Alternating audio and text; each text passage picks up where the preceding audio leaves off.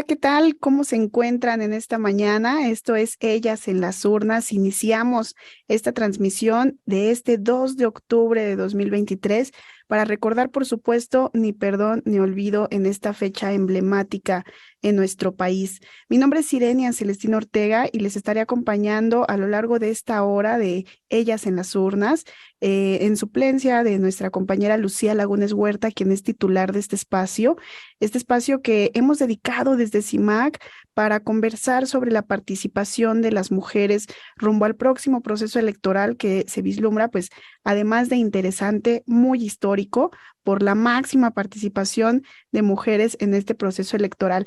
Y están conmigo, ya conectadas acá, Adriana Favela, exconsejera del INE, feminista y fundadora del Comité Consultivo de la Comisión Nacional de la Defensa de los Derechos Políticos de las Mujeres, AC. Adriana, buenos días. Hola, buenos días y un gusto estar aquí con ustedes. Muy bien, bienvenida. También está acá ya Ivonne Melgar Navas. Ella es una periodista, columnista en diversos medios de comunicación, especialista en análisis político. Es un gusto tenerte acá nuevamente, Ivonne. Por el contrario, feliz de estar con ustedes en Ellas en las Urnas. Bienvenida. Y por supuesto, mi compañera Lisbeth Ortiz Acevedo, quien es jefa de información de esta agencia CIMAC Noticias. ¿Cómo estás, Liz? Hola, Sire, muchas gracias de nueva cuenta en esta segunda emisión de Ellas en las Urnas. Encantada de compartir micrófonos con todas estas mujeres. Qué gusto. Es una mesa, además de rica por toda su experiencia, además interesante por todo lo que conversaremos acá rumbo a este proceso electoral. Por supuesto, las invitamos a que nos llamen, que nos sigan en redes sociales, que nos llamen al 55 60 60, 55 71, que nos manden sus mensajes de voz y nos compartan, porque en el próximo proceso electoral no solo se definirá la presidencia, sino 9 gubernaturas. Entonces, cuéntenos en sus estados cómo está sucediendo este proceso electoral, si va igual de adelantado que a nivel federal y que podamos conversar con ustedes de este proceso. Y comencemos, compañeras. ¿Qué es lo que hemos visto recientemente? ¿Cómo observan estas candidaturas rumbo al 2024? ¿Qué es lo que han observado en estos últimos días? ¿Quién quiere comenzar? Entremos en materia. Adriana, ¿quieres comenzar? Sí, claro, con gusto. Bueno, yo creo que lo que hemos observado en los últimos días, y es obvio, creo que todo el mundo lo ha visto, es que vamos a tener dos mujeres contendiendo para la presidencia de la República y seguramente alguna de ellas podría ganar las elecciones para ocupar ese importante cargo. No paso por alto que también puede haber candidaturas independientes, ¿no? Creo que hay como 9 personas inscritas ante el INE para buscar una candidatura independiente a la presidencia de la República y seguramente pues podrá haber muchos hombres también interesados en llegar a ese puesto tan relevante, pero yo creo que lo que ahorita se perfila es que tenemos a estas dos mujeres, Claudia Sheinbaum y Xóchitl Gálvez, que están pues ya perfiladas para poder contender por ese lugar. Nada más hay que acordarnos que no podemos hablar todavía de precampañas o precandidaturas porque realmente eso empieza hasta la tercera semana de noviembre de 2023. Y creo que también lo que tú decías es muy importante, que se van a renovar a las personas titulares de los poderes ejecutivos en 9 entidades federativas, entre ellas el Distrito Federal, y ahí también, pues ojalá que apliquen la regla de que por lo menos de esas 9 entidades, en 4 se esté exigiendo a los partidos políticos que postulen mujeres candidatas a las gubernaturas.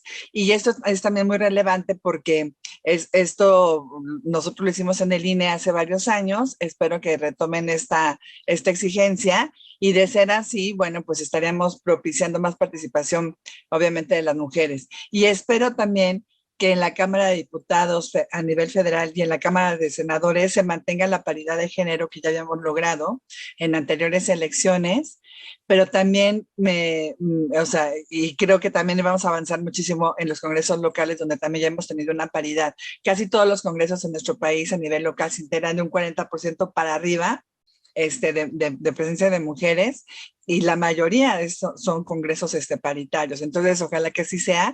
Y donde tenemos el área de oportunidad siempre es en las presidencias municipales de alcaldías, donde, perdón, hay falta que lleguen más mujeres, pero creo que cuantitativamente pues vamos de manera excelente aquí en México. Ahora faltaría ver qué hacen estas mujeres ya cuando están en los cargos de decisión, que es el otro paso, ¿no?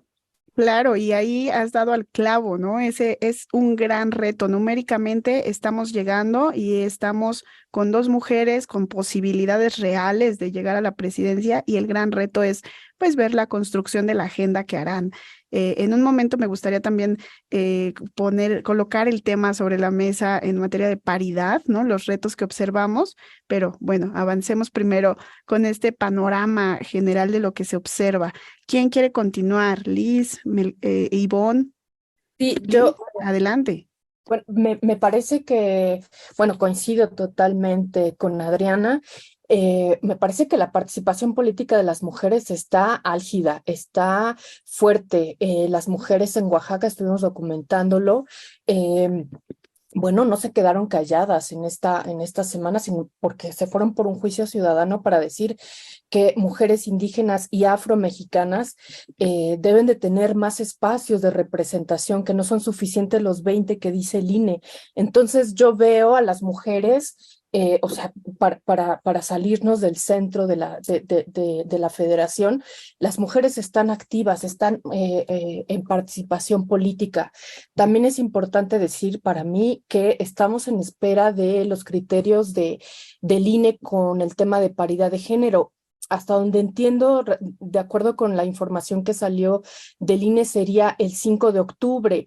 Es decir, ya para el jueves, esta misma semana, tendremos que tener cerrada eh, estos criterios de la garantía de la paridad de género y estaremos también ahí mirando esta circunstancia. Y también debo de decir que yo vi un freno mediático a la, sí, como bien dice Adriana, no candidatura de Xóchitl Gálvez. Venía con una efervescencia enorme y tuvo un fuerte parón. Me parece que hay una reconfiguración ahí adentro porque son demasiadas las fórmulas, demasiados los criterios. Por ejemplo, solamente pongo un tema, por ejemplo, aborto. Xóchitl Gálvez se ha posicionado en favor de la interrupción del embarazo y desde luego con la gente en el frente en el que se vincula es gente que no está de acuerdo con esos temas. Entonces, yo estoy cierta que en este momento se están poniendo de acuerdo cómo van a ir en este frente, porque si no, por ejemplo, Xóchitl era, los 25 de septiembre salía como abiertamente en favor de que las mujeres decidieran sobre su cuerpo, y en esta ocasión, en este año, no pasó. A Xóchitl Gálvez tuvo que guardar silencio en el tema. Incluso por ahí alguien le cuestionaba en el aeropuerto que se le encuentra por ahí y pues ella dice que hoy responde efectivamente como, pues como una integrante o dirigente de un frente que conjuga muchísimas visiones y entre ellas hay visiones que la contradicen a sus propias ideas. Entonces yo creo que ahí está detenida un poco Xóchitl en esta semana. Está detenida porque sin duda están mirando cómo van a conformar la mirada hacia la presidencia, pero no quiero perder el foco de estas dos grandes mujeres que están haciendo la candidatura, pero también la participación de las mujeres en Oaxaca, las afro mexicanas e indígenas.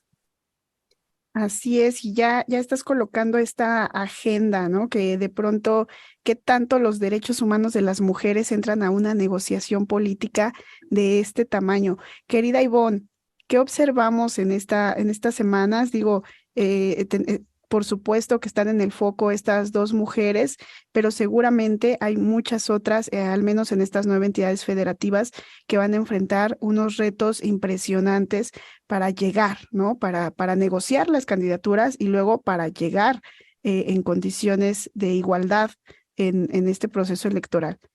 Creo que se desconectó, ¿está ahí? ¿Estás ahí, Ivonne? Adelante, Ivonne. Tienes tu micrófono apagado. Gracias. Creo que Liz ponía un punto sobre la mesa que es crucial y es qué tanto las coordinadoras de los comités de defensa de la transformación, por un lado, refiriéndonos a Claudia Sheinbaum, y de el Frente Amplio por México, con relación a Xóchitl Gálvez, van a poder ser líderes que vertebren un proyecto donde, por un lado, paridad y agenda pro derechos humanos de las mujeres pueda responder a las expectativas de los movimientos de las mujeres. Creo que está a prueba ese liderazgo, sin duda alguna. En el caso de Sheinbaum, tenemos una representación incluso gráfica cuando el presidente de la República le entrega el bastón de mando y le dice, ahora vas tú.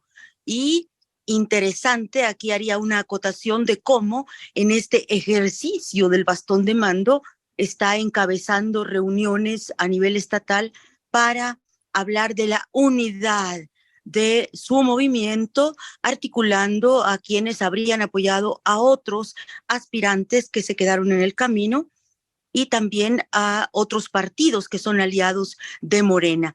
Sin embargo, aquí haría una acotación muy, muy importante y es, por ejemplo, en el caso del manejo de la contienda interna de ese partido y sus aliados en la Ciudad de México, vemos revivir y de manera insólita y preocupante el fenómeno de 2012 del entonces candidato priista presidencial Enrique Peña Nieto, que por una imagen física varonil habría sido, de acuerdo con los estudios demoscópicos, un abanderado que arrasó con el voto femenino. Está sucediendo lo mismo con Omar García Harfuch, que es un externo de Morena y que a mí me deja, además del cuestionamiento de qué tanto se le está dando la espalda a cuadros femeninos muy claves del movimiento de autoproclamación Cuarta Transformación, como Rosa Isela Rodríguez, que en su momento quedó fuera, pero claramente a Clara Brugada, delegada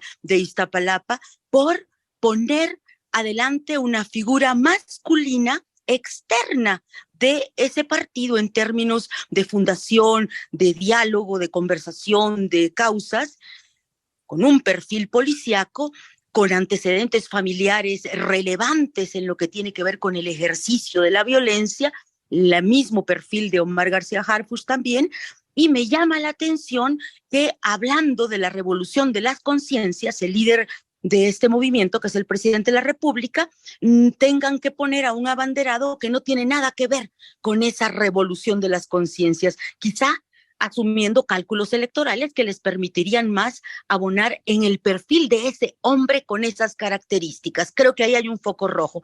Y del lado de Xóchitl Gálvez, como bien lo señalaba Liz, una incapacidad hasta ahora de los actores que ella debería hipotéticamente articular para construir un proyecto común, y hay una tensión muy fuerte entre un liderazgo que es la propia senadora Galvez Ruiz, un liderazgo sin duda que aglutinó voluntades y expectativas, pero que está alejada de los códigos de la partidocracia y que hasta ahora no ha podido conciliar esos códigos que son básicamente masculinos de Club de Toby con los actores de la sociedad civil que supuestamente la llevaron a convertirse en coordinadora del Frente Amplio por México. Creo que ahí pondría yo las tensiones de ambas candidatas con respecto a los liderazgos que les tocan ejercer.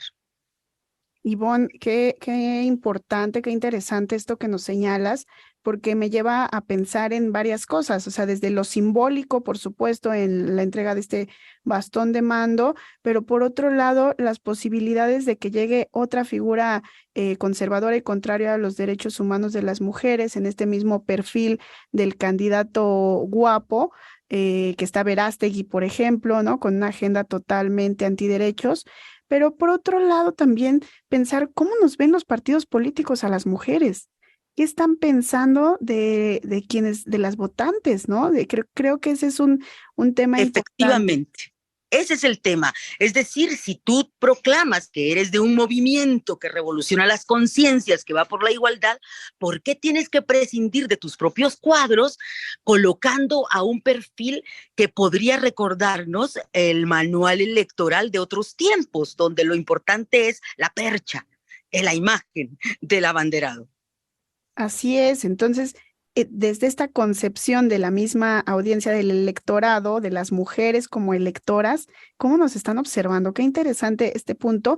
Si me permiten, vamos a hacer una pausa acá. Les recordamos a nuestras radioescuchas el número en cabina 55 60 60 55 71. Les recordamos que estamos teniendo una transmisión en vivo a través de Facebook Live. Esto es Violeta Radio y vamos a escuchar una cápsula ahora mismo. Regresamos. En CIMAC Radio queremos escucharte. Comunícate con nosotras al 55 60 60 55 71, 55 60 60 55 71 y déjanos conocer tus opiniones sobre nuestra programación. CIMAC Radio, periodismo con perspectiva de género. ¿Sabías que el 3 de julio de 1955 las mujeres votaron por primera vez en México? Esto se consiguió 2 años después de que se reformara la Constitución, en donde se estableció el derecho político de la mujer a votar y ser votadas. Además, en estas elecciones a nivel federal salieron electas las primeras diputadas federales. Cabe destacar que en 1923 en nuestro país se celebró el primer Congreso de la Liga Panamericana de Mujeres. Asistieron más de 100 delegadas de toda la República Mexicana, en el que acordaron el envío de una petición al Congreso de la Unión solicitando igualdad de derechos políticos para mujeres y hombres. A finales de los años 20, el sufragio femenino pasó a formar parte de la agenda política de los partidos. Para 1937, en el gobierno de Lázaro Cárdenas, se motivó la iniciativa de reforma al artículo 34 de la Constitución Política, en el que se solicitó por primera vez el derecho de la mujer a votar y poder ocupar cargos de elección popular. Dicha iniciativa fue aprobada por la Cámara de Diputados y Senadores. Sin embargo, en la última fase del proceso legislativo, no se hizo la declaratoria de la reforma constitucional. Por otra parte, en 1952, el presidente Adolfo Ruiz Cortines hizo una promesa de campaña, que fue plasmar en la Constitución el derecho de las mexicanas a votar y ser votadas, y no fue sino hasta el 17 de octubre de 1953 que este decreto se publicó en el Diario Oficial de la Federación.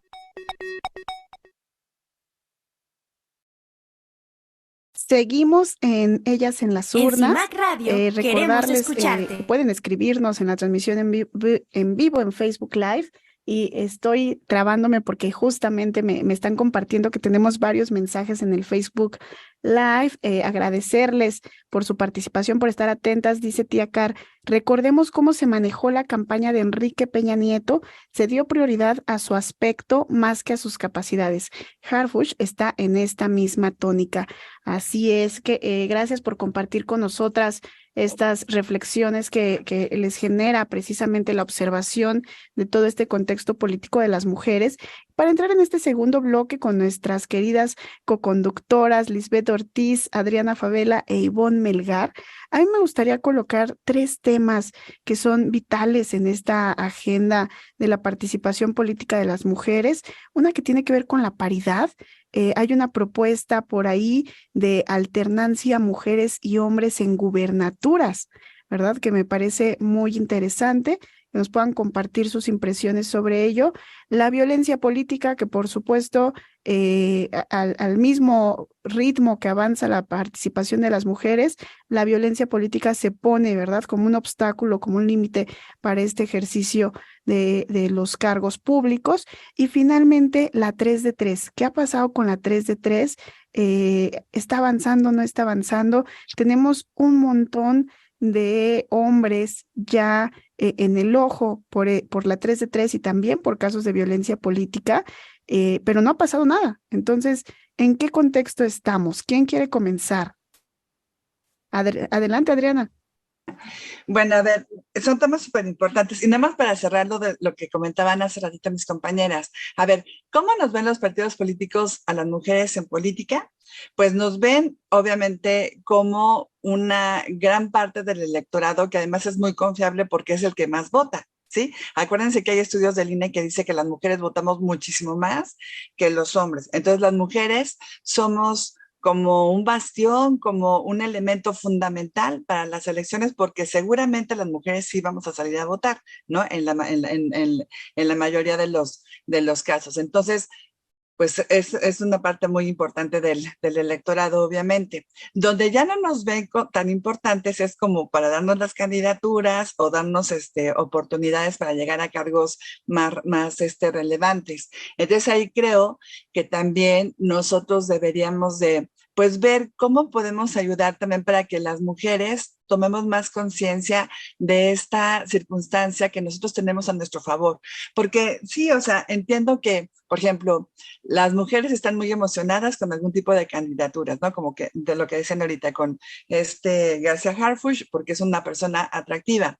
Pero él podría ser muy atractivo, pero si a las mujeres no nos moviera ese elemento, ¿no? O algunas mujeres, pues no habría ningún problema, ¿no? Daría igual si fuera agradable a la vista o no, o lo que fuera. Pero el problema es que saben, ¿no? Que muchas mujeres todavía, por nuestras propias condiciones, formación o lo que ustedes quieran, van a tal vez a definir un voto tal vez por ese aspecto. Entonces, es ahí donde también tenemos que voltear la mirada, porque los partidos políticos siempre van a apostar a cuestiones políticas que los ayuden a llegar al triunfo, en un cargo de elección popular, pero ahí también depende mucho cómo reaccionemos nosotras como electorado.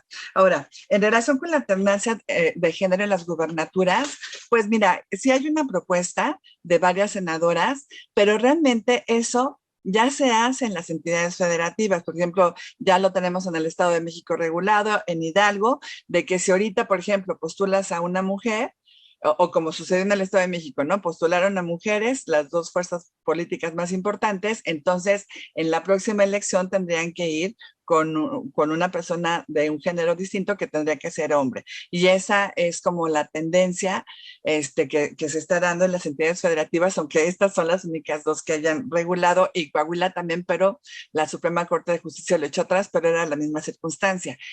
Ese realmente, bueno, sí es una parte del problema, pero lo más importante que necesitamos que se regule por el Congreso de la Unión es esta cuestión panorámica con la que se tiene que ver las gubernaturas, en el sentido de decir, a ver, se van a renovar 9 gubernaturas, como sucedió en el 2024, por lo menos necesito obligar a los partidos políticos de que en 4 o en 5 entidades federativas postulen mujeres, porque eso es lo que no se ha hecho y que se está exigiendo por acuerdos del INE, que luego el Tribunal Electoral dice que no se tiene facultades para hacer. Pero bueno, luego, lo de la violencia política sigue siendo un gran tema. Obviamente está ahí todo el tiempo vigente este fenómeno tan lamentable, pero es también parte de la violencia que se vive en nuestro país todos los días, ¿sí? Entonces, si las mujeres somos violentadas, somos asesinadas, somos violadas, somos golpeadas, pues claro que esa misma violencia se refleja ahora en la política.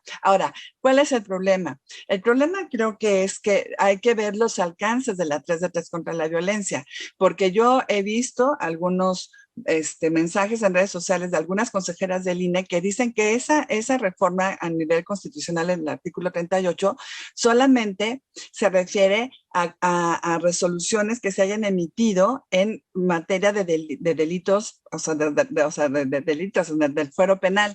Entonces, eso quisiera decir que toda la gente que está en el Registro Nacional de Personas Agresoras por haber cometido violencia política contra las mujeres en razón de género, pues podrían participar siendo candidatas en las próximas elecciones. Entonces, no sé si esta sea la postura de todo el INE en su conjunto o nada más de 1 o 2 consejeras electorales, pero sí preocupa, porque entonces ya tenemos esta importante reforma, pero sí necesitamos que sea eficaz para detener que personas que son agresoras lleguen a los cargos de elección popular, que es la esencia de la 3 de 3 contra la violencia. Entonces creo que ahí hay que también poner la mirada.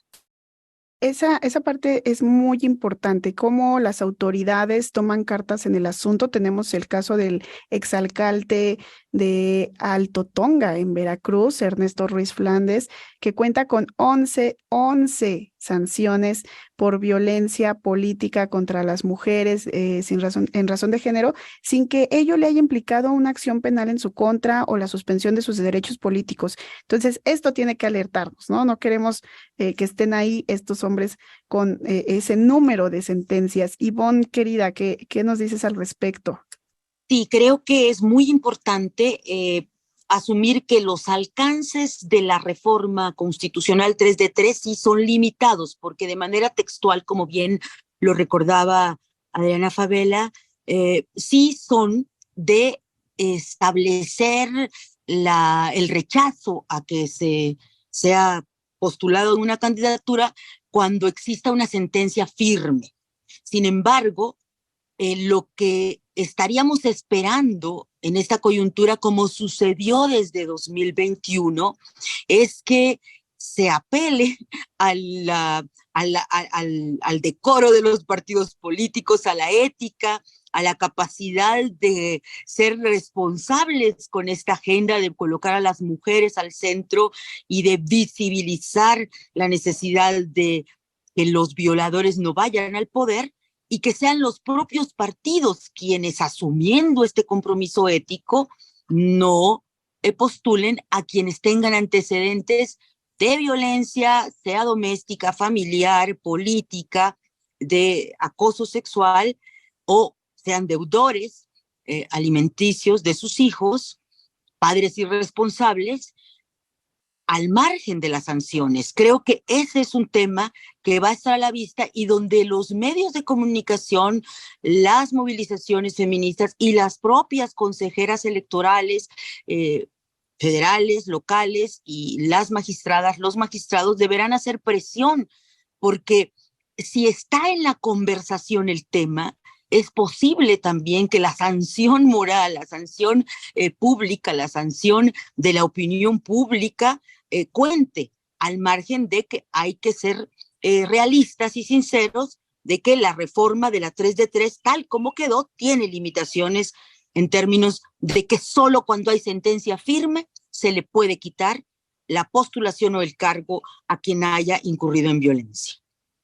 Y ahí es muy interesante porque queda del lado de los partidos políticos y esperemos que en el proceso electoral 2024 sí tomen cartas en el asunto, no como sucedió en el caso de Guerrero, que estaba un candidato violentador y se retira la candidatura, pero no por esa razón, sino por otro tipo de infracciones que había cometido con el presupuesto, ¿no? Entonces tenemos estos casos emblemáticos que nos enseñan cómo pudiese proceder la autoridad y los partidos y que esperamos no se repita para el siguiente proceso electoral, ¿cierto?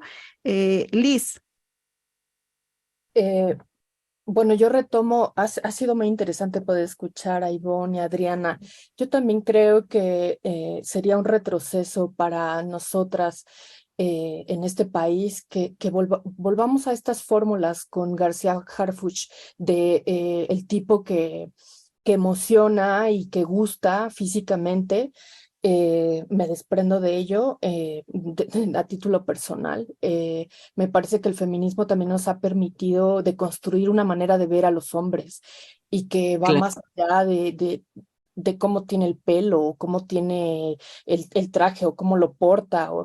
Me parece que sería un retroceso sustantivo para nosotras. Incluso entre estos trascendidos que salen en redes sociales, se habló también de la posibilidad que no se hizo oficial, pero se habló la posibilidad de que Mariana Rodríguez, esposa actual del gobernador de Nuevo León, pudiera contender como candidata cuando no tiene una sola experiencia en la política. o sea, es como la banalidad, es como volver a postular únicamente conceptos, como "Ay, es una mujer que atrae, es una mujer que maneja las redes sociales, pues entonces pongámosla, por lo menos en la opinión pública, expongamos la posibilidad para ver cómo jala, ¿no? Qué dice ella, esposa de Samuel García? Eh, y no quiero referirme a ella como esposa, porque seguramente tendrá su propia trayectoria, pero sin duda que no puede ser una fórmula que nos permita avanzar en la agenda de las mujeres. Estas posibilidades, Harfuch, Mariana Rodríguez, me parece que es trivializar lo que hemos tenido en los avances. Me parece, en lo que decías, por ejemplo, en la paridad para las gubernaturas, el 25 de septiembre en el Senado algunas senadoras hicieron una propuesta muy interesante que también tiene que ver con el tema. Y bueno, ellas proponían adicionar al párrafo 116 de la Constitución, hacer obligatoria la alternancia en géneros en los comicios constitucionales de las gubernaturas. Y esto permitiría a mujeres ocupar el cargo. Está en expectativa la situación, ya está turnada a otras comisiones como puntos constitucionales de igualdad de género, en fin, que ahí está la propuesta que también tendrá que ser fiscalizada, seguida, viendo a ver qué sucede desde el Senado, ya así como tal, o sea, una reforma a la Constitución, porque dentro de la narrativa de la que echaron mano estas senadoras, pues nos hablan que en los últimos 26 años ha habido 166 hombres gobernadores, en contraste con 14 mujeres gobernadoras, o sea, 166 hombres, 14 mujeres gobernadoras en estos últimos 26 años. O sea, hay una brecha de género enorme que hay que romper, o sea, cuando dicen, ay, ya es mucho, ¿no? ¿No? Mujeres ya es mucho, ¿qué más quieren? Bueno, pues estos son los históricos, o sea, 166 hombres, 14 mujeres, y lo decimos como desde el primer día, las mujeres están en la política, están participando, están ahí.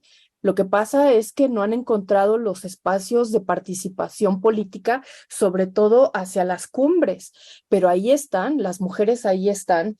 Y sí, definitivamente, de lo que se hablaba de la 3 de 3, sí es un avance importante que se tenía que dar, pero está limitada, sin duda. Como bien lo decían, necesitamos una sentencia firme. Y en un país que tiene más del 90% de impunidad en casos de violencia en contra de las mujeres, ¿para dónde nos hacemos? O sea, hay políticos que tienen denuncias por violencia sexual, son gobernadores y siguen al frente.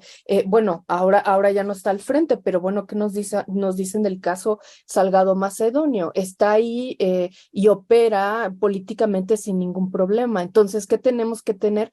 Pues hasta que haya, por ejemplo, en el caso de Salgado Macedonio, una sentencia firme. Y eso, pues, no ha sucedido ni siquiera con todos los años, ni con todas las denuncias, incluso mediáticamente No ha hay intentado sanción. limpiar, no hay solución, efectivamente. Entonces, me parece también importante decir que Indira Sandoval por ahí está haciendo la observatoria y lo que va a hacer es denunciar ante la falta de posibilidad de eliminar los derechos político-electorales de agresores, lo que ella, junto con otras feministas, también desde otra participación política, lo que va a hacer es denunciar las sentencias que hay, desde luego que es arriesgado, pero ella, junto con otras mujeres feministas, lo que van a hacer es, está sucediendo esta circunstancia, es decir, ponerlo también en la agenda pública. Esto está sucediendo, aunque no haya una sentencia firme del INE o de cualquier otra institución, esto está sucediendo y me parece también muy importante esta participación que van a tener, esta participación política de otras mujeres y de otras feministas. Claramente hay muchos retos todavía para potenciar la participación de las mujeres. Este dato me parece muy relevante. De 166 gobernadores, solo 14 mujeres gobernadoras, pero además tenemos 18 estados que nunca han sido gobernados por mujeres. Ivonne, ¿me das un espacio para ir al siguiente bloque y regresamos contigo. ¿Te parece bien? Claro, gracias. Vamos a esta cápsula porque durante los procesos electorales han habido, así como no hay sanción para estos violentadores, también han habido frases misóginas durante las campañas y durante el ejercicio de poder. Y bueno, tenemos una sección sobre estas frases que vamos a escucharla ahora. En CIMAC Radio queremos escucharte.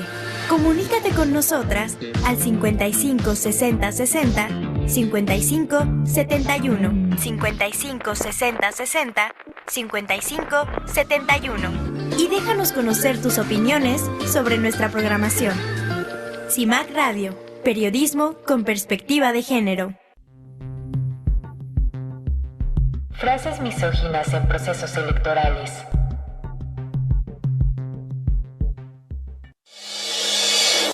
El Observatorio de Medios es un ejercicio permanente para CIMAC. Monitorea durante todo el año los contenidos que contribuyen a la exclusión y descalificación política de las mujeres, incluso en etapas no electorales.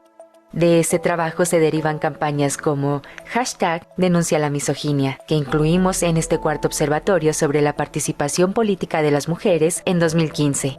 La cobertura del proceso electoral en dicho año estuvo plagada de declaraciones sexistas de funcionarios públicos y columnistas. A continuación, algunas frases que ejemplifican la misoginia cuando se trata de mujeres políticas. La inclusión de Juanitas en el proceso electoral no está prohibido por la ley, y lo que no está prohibido está permitido. Secretario Ejecutivo del Instituto Electoral y de Participación Ciudadana, Roberto Félix López, Excelsior, 1 de mayo de 2015. Las llamadas cuotas de género son una aberración de nuestra obsesión por la igualdad. La cuota induce una deformación. Puede haber 20 hombres que deseen un puesto y ninguna mujer, pero es urgente encontrar una, quien sea, porque el puesto es para mujeres por cuotas de género. Columnista Luis González de Alba, Milenio, 19 de junio de 2015. Margarita Zavala debe aguantar vara. José Isabel Trejo Reyes, líder del grupo parlamentario del Partido Acción Nacional en la Cámara de Diputados, cuando Margarita denunció exclusión a la Diputación Federal. El Sol de México, 15 de enero de 2015. Ayotzinapa les pegó a los guerrerenses en lo más profundo, tan profundo que las y los guerrerenses tuvieron que cambiar y permitir que haya una mujer como candidata. Beatriz Mojica Morga, candidata del Partido de la Revolución Democrática al gobierno de Guerrero. El Universal, 17 de abril de 2015. Y la otra posibilidad es que exista poca experiencia en las mujeres con referencia a los hombres, y eso explica por qué durante muchos años la política ha sido una cancha de hombres. Ellos ya fueron diputados locales, funcionarios de un gobernador, integrantes de un comité estatal de un partido. Javier Aparicio Castillo, director de la División de Estudios Políticos del Centro de Investigación y Docencia Económicas. Excelsior, 13 de marzo de 2015. Seguimos en Ellas en las Urnas, en esta transmisión en vivo a través de Violeta Radio. Estamos en Facebook Live y gracias por sus mensajes que nos llegan al 55 60 60 55 71 en este espacio donde estamos conversando sobre la participación de las mujeres rumbo a este proceso electoral. Y nos quedamos contigo, Ivonne. Adelante. Sí, quería recuperar, por un lado, el dato cuando se presenta el dictamen, el acuerdo en el INE de paridad en 2020, finales de 2020, se hablaba de que si no había paridad en la postulación de candidaturas a gobiernos estatales, íbamos a seguir, si nos ateníamos al ritmo que se había presentado en México, por unas 9 décadas más para llegar a encontrar una equidad en la postulación de géneros. Así que fue relevantísimo este salto que hoy obliga a los partidos políticos a conversar abiertamente y a decir, no sabemos si en Puebla va a ser mujer, no sabemos si en Morelos va a ser mujer, no sabemos si, y ahora existe esa conversación, esa obligación, esa conciencia en todos los partidos políticos de que a la hora de definir sus candidaturas tendrá que aplicarse la paridad, como ese también es un problema cuando se decide que allá donde se va a perder, vayan mujeres. Y esos fueron criterios que se han aplicado en todos los partidos. Si en Durango se va a perder, pues que vaya una mujer. Si en Guerrero se va a perder, pues que ahí sea la cuota de mujer del PAN. Eso también tendría que tener un seguimiento para que exista una paridad sustantiva. Y solo recordar y registrar la importancia que tiene la memoria de la conciencia sobre la agresión en los partidos. Y lo traigo a colación porque cuando se da el caso de Félix Salgado Macedonio, de manera soterrada, silenciosa pero real, y tuve la oportunidad de reconstruir como reportera ese capítulo, las morenistas, desde Nadine Gassman, presidenta de InMujeres, pasando por Malú Micher, senadora, presidenta de la Comisión de Igualdad de Género en el Senado, hasta la propia Citlali Hernández, ahora secretaria general de ese partido, se dieron a la tarea de tratar de convencer en ese momento a Mario Delgado para que bajara de la candidatura a Félix Salgado. Y una serie de valoraciones tomadas desde Palacio Nacional, de que ya la oposición se había metido demasiado en el caso, hizo que solo se lograra posponer la postulación del candidato, volver a hacer la encuesta, y al final, bueno, sabemos que, como lo bien se señalaba aquí, la candidatura se canceló por otros motivos, pero las propias feministas de la autoproclamada Cuarta Transformación celebraron en diferentes tonos que hubiera sucedido y dijeron haber aprendido la lección. Ahí está registrado en el capítulo que tuve el honor de escribir para el libro de Mexicanas en Pie de Lucha. Reconstruimos todo ese capítulo, ese momento en detención entre las morenistas. Vamos a ver si es cierto que se aprendió la lección y estaremos observando en 2024 si no se repiten los Félix Salgado Macedonio en este caso. Hasta aquí mi intervención. Muchas gracias, Ivonne. Pues ojalá que no tengamos más Félix Salgados Macedonios en este proceso electoral que se viene. Y estamos en el último bloque. Entonces, acá me gustaría llevar un poco nuestra conversación hacia los pendientes, hacia dónde tenemos que estar observando. Ya nos decía Adriana que es en los espacios de municipalidades, alcaldías, donde tenemos más posibilidades de llegar, donde han estado más presentes las mujeres, pero también nos hablaba Liz, bueno, están los criterios de paridad, tenemos que estar vigilantes de su publicación. Cuéntenme, ¿en qué tenemos que estar al pendiente? Y sobre todo pensando en ellas, en las votantes, ¿no? Que ya decíamos el importante papel que cumplen las mujeres, las que nos están escuchando, por supuesto, que forman parte de esta población que vamos a votar en el siguiente proceso electoral, donde tendríamos que estar observando para tener un voto informado y también un voto, ¿por qué no decirlo? Un voto con perspectiva de derechos humanos de las mujeres. ¿Quién quiere comenzar con esta ronda? Adriana, adelante. Sí, gracias. A ver, yo más bien lo que decía es que en el ámbito municipal es donde todavía tenemos muchas áreas de oportunidad. Sí ya ha avanzado un poquito en relación con el número de mujeres que llegan a las presidencias municipales de las alcaldías, pero todavía no se logra la paridad a nivel nacional. Todavía estamos como un 30%, que bueno, es un avance porque antes teníamos, en el 2014 apenas teníamos el 7%, ahora ya hay casi un 30% de mujeres en las presidencias municipales de alcaldías. O sea, hemos avanzado mucho, pero falta lograr la paridad. Y es también ahí en el ámbito municipal, donde también tenemos otra área grandísima de oportunidad, porque es ahí donde se genera la mayor parte de la violencia política contra las mujeres en razón de género. Tú decías el ejemplo de este señor que fue presidente municipal en este lugar en el estado de Veracruz y que tenía 11 sentencias de violencia política porque él agredía de distintas maneras a las regidoras y a la síndica, ¿no? Municipal. Afortunadamente, él concluyó su cargo en el 2021 y Movimiento Ciudadano ya no lo volvió a postular. Pero claro que podía haberlo postulado, porque finalmente ninguna de las 11 sentencias que se le dictaron en su contra decía que como consecuencia estaba privado de acceder a una candidatura. Entonces, a nivel municipal hay que poner la mirada y máxime que en las próximas elecciones de 2024, pues se van a renovar casi todos los puestos a nivel municipal. Van a ser 1,803 presidencias municipales que van a estar en juego, obviamente con sus sindicaturas y regidurías, ¿no? Entonces creo que ahí hay una gran área de oportunidad.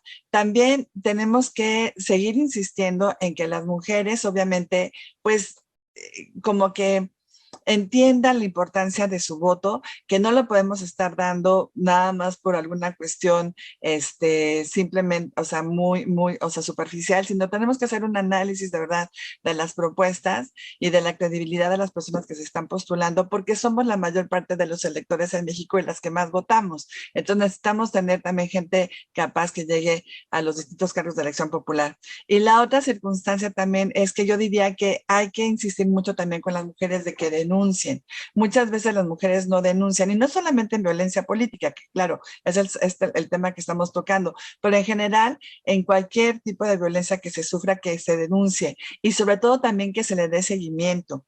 Porque, por ejemplo, todas esas denuncias que luego están en contra de hombres violentadores de cualquier tipo, no avanzan por fallas en el sistema, ¿no? Pero también ahí, si las mujeres no insisten, ¿no? Estar yendo de manera periódica a ver cómo van sus asuntos y exigir que se resuelvan, pues también eso es lo que hace también con este sistema que no está funcionando bien de justicia en México, que finalmente no se tenga ninguna sentencia. Entonces, no es no es la obligación de la mujer propiamente dicho, pero sí nos ayudaría mucho de que, además de denunciar, se le diera seguimiento a estas denuncias, pues a ver en qué se acaba. Y si hay algún tipo de omisión de que no avance el asunto, pues también eso se puede impugnar, y a lo mejor ahí tendremos que hacer una especie como de litigio estratégico para poder impulsar que esos casos finalmente se resuelvan, ¿no? Para precisamente saber si esas personas incurrieron en un acto de violencia o no en contra de las mujeres. Eso es lo que yo tendría que comentar. Gracias, Adriana. Y esta palabra que me parece muy relevante, la insistencia, porque nada nos han regalado, pues, ha sido así, ¿no? A través de la insistencia y la resistencia de las mujeres. Liz, adelante. Sí, bueno, me parece importante seguir la situación al interior del frente, es decir, vamos a ver cómo se resuelve la situación de Xóchitl Gálvez con todo el abanico de ideas y de creencias dentro de este frente. Es importante seguirlo. Sin duda, esta propuesta que hacen las senadoras para reformar un artículo del Código de la Constitución, en términos de paridad también es importante, hay que seguirlo. También los topes de campaña, también ya está ahí el tema, que también me parece onerosas las cantidades que van a tener. Me parece de miedo las cantidades que manejamos en este país para campañas electorales. Sin duda, es importante mirarlas. ¿Qué más tendríamos en el radar? Pues me parece que la participación política todavía de las mujeres indígenas y de las mujeres afromexicanas, que también están en resistencia precisamente y están empujando en su propia agenda para encontrar mayores espacios otorgados por el mismo INE. Entonces, también tendrá un foco importante. Y también me parece que aunque no le pongamos el tema, el concepto de precampañas, campañas, sin duda ya estamos en este proceso electoral y vamos a ver cómo se desarrollan estas dos candidatas de momento con el tema de la agenda de las mujeres en favor de nuestros derechos. Vamos a mirar cómo van a ir incorporando estas circunstancias. Hoy lo que es cierto es que han tenido silencio. Este 25 de septiembre, perdón, el 28 de septiembre, con el tema del Día de Acción Global en favor de la interrupción del embarazo seguro, legal, pues de nueva cuenta en en el gobierno, o sea, me refiero específicamente a Andrés Manuel López Obrador, el presidente del país, de nueva cuenta las recibió a las mujeres pues con una valla metálica, como lo ha hecho desde el inicio de su gestión, y de nueva cuenta se encontraron las mujeres pues con un gobierno amurallado, con un gobierno que les planta esta circunstancia a las mujeres que hacen resistencia sin importar cuántas seamos. Estas mujeres se encuentran de nueva cuenta en la resistencia y las candidatas, pues de nueva cuenta las dos no se postularon, no se posicionaron al respecto en esta fecha clave. Entonces, vamos a mirar cómo van incorporando a las mujeres, a la agenda de las mujeres, a la agenda de los derechos de las mujeres, Sí. también en estas precandidaturas. Muy acertada esta parte que dices, Liz, porque sin duda el silencio también comunica y los silencios sobre la agenda de mujeres nos están diciendo precisamente qué lugar ocupamos en esos espacios donde se configura precisamente la política. Ivonne, vamos contigo. Gracias, Irene. Sí, definitivamente me sumo a los puntos señalados tanto por Adriana como por Liz y agregaría tres más, aunque retomo este último de Liz. Creo que tenemos un área de oportunidad, un desafío para saber si Claudia Sheinbaum y Xóchitl Gálvez, además de hacer campaña, van a hacer política.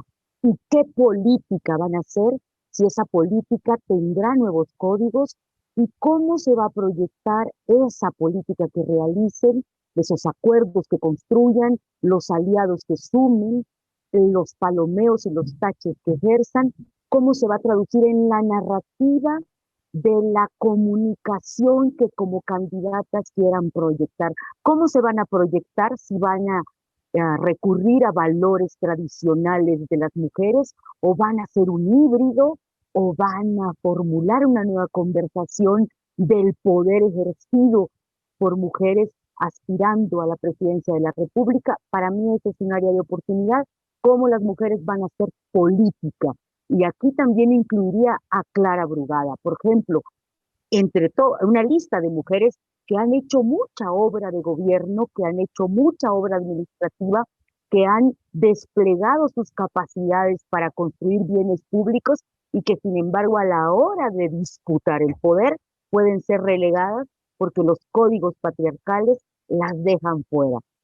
Un segundo punto es el mediático. ¿Cómo vamos a contar esta elección? Antes de entrar al aire estabas tú diciendo, Sirene, que algo muy importante es lo que se volvió viral esta semana, el beso de una funcionaria municipal a la mano del presidente de la República, en paralelo con una imagen de, creo, la alcaldesa de Valle de Bravo, que entregaba apoyos o hacían anuncios, y lo que se difundió y se hizo viral era el busto, cómo se lucía su busto y su atractivo físico.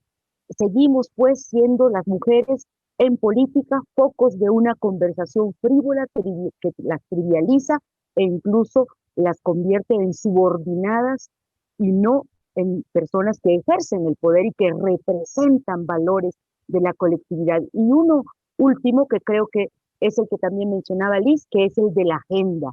¿Qué agendas van a construir los y las candidatas de cara a los derechos de las mujeres que están pendientes? Y ahí creo que para mí será fundamental el tercer piso de la seguridad social, que es la construcción de un sistema nacional de los cuidados. Y aquí dejaría hoy mi intervención. Ahí está la agenda colocada por estas tres expertas con quienes tengo la dicha de compartir el micrófono esta mañana. Hemos llegado al final de esta emisión de Ellas en las Urnas. Muchas gracias por acompañarnos. Adriana Favela Herrera, gracias por estar acá. Gracias, un saludo a todas las personas. Querida Ivonne Melgar, también muchísimas gracias por tu importante análisis y por ayudarnos a colocar también esta agenda. Al contrario, muy contenta de estar aquí. Saludos a Liz, a ti, a Adriana y por supuesto a nuestra Lucía Lagunes, que hoy extrañamos. Gracias a ti y por supuesto Lisbeth Ortiz Acevedo, jefa de información de CIMAC Noticias. Muchas gracias. Es un honor para mí poder conversar cada semana, cada 15 días ahora, con Adriana, con Ivonne, ahora contigo, Cire, y un beso también fuerte a Lucía, que se le extrañó, pero me encanta la potencia que tiene esta mesa. Es maravillosa. Muchas gracias por hacerlo posible. Gracias a Gracias a las todos. tres. Gracias a las tres. Esta es, pues, Ellas en las Urnas, que es una emisión quincenal. Entonces nos escucharemos en 2 semanas más para seguir conversando sobre la participación política de las mujeres rumbo a este proceso 2024, que es, además de importante, histórico y lo que le sigue. Mi nombre es Irenia Celestina Ortega. A nombre en esta mañana de Lucía Lagunes Huerta, titular de este espacio. Nos vemos pronto y muchas gracias por la escucha a todas las que están de aquel lado de los micrófonos.